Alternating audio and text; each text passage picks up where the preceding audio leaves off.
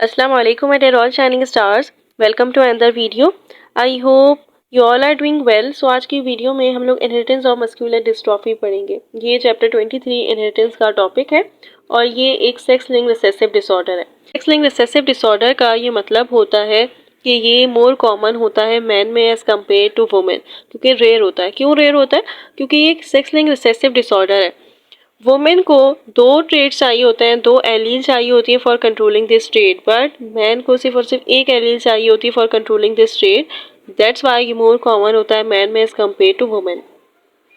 तो ये एक टाइप ऑफ मसल डिजीज है जो कॉज होती है बाय म्यूटेशन, म्यूटेटेड एलील या म्यूटेटेड जीन के वजह से ये कॉज होती है मस्कुलर डिस्ट्रॉफी। इसमें क्या होता है कि वो पर्सन जिनके पास म्यूटेटेड एलील है उनके मसल्स वीक हो रहे होते हैं with the passage of time, जिसकी वजह से जो मोबिलिटी है वो डिक्रीज हो जाती है। ईजिली मूवमेंट नहीं कर सकते, मूव नहीं कर सकते, मसल्स वीक हो गए। ये नॉर्मल जीन कोड करती है प्रोटीन को जिसका नाम होता है डिस्ट्रोफिन, जो सिंथेसाइज होती है एक नॉर्मल पर्सन में। बट जो मस्कुलर डिस्ट्रॉफी है ड्यूशीन, ड्यूशीन कहते हैं इसको, ड्यूशीन। वैसे तो बायोलॉजी में हमेशा हम लोग प्रोनाउंसिएशन अलग अलग होती है, बट फिर भी इसको कहते हैं ड्यूशीन।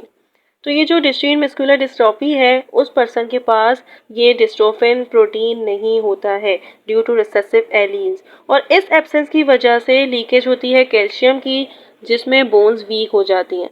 अब बोन्स वीक हो रही हैं तो इसका क्या मतलब है? जब बोन्स वीक हो रही हैं तो इसमें सिम्टम्स होते हैं कि जो पर्सन है ये मूव नहीं कर पा रहा है, ये डिफ़िकल्टी फील करता है स्टैंडिंग और राइजिंग फॉर स्टैंडिंग में। मोस्टली ये चाइल्डहुड में देखा जाता है चिल्ड्रन को। अभी ये पिक्चर दी हुई है, ये पिक्चर आप देख सकते हैं कि ये मसल्स वीक हो गए कैल्शियम लीकेज की वजह से। ड्यूशेन मस्कुलर डिस्ट्रॉफी होती है और मस्कुलर डिस्ट्रॉफी का मतलब है कि मसल्स वीक हो गए, उसकी वजह से मोबिलिटी डिक्रीज हो गई है, पर्सन मूव नहीं कर पा रहा है।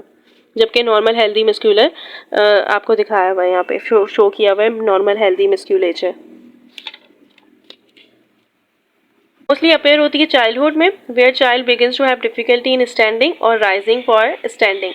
अल्टीमेटली क्या होता है कि ये 12 एज तक पहुंचने से पहले इनके पास ये कैपेबिलिटी ख़त्म हो जाती है कि मूव कर सके, unable to move up. So that's why इनको व्हील चेयर रिक्वायर्ड होता है, या फिर स्टेरॉइड कुछ मेडिसिन होती हैं, या फिर सर्जरी वगैरह करनी पड़ती है।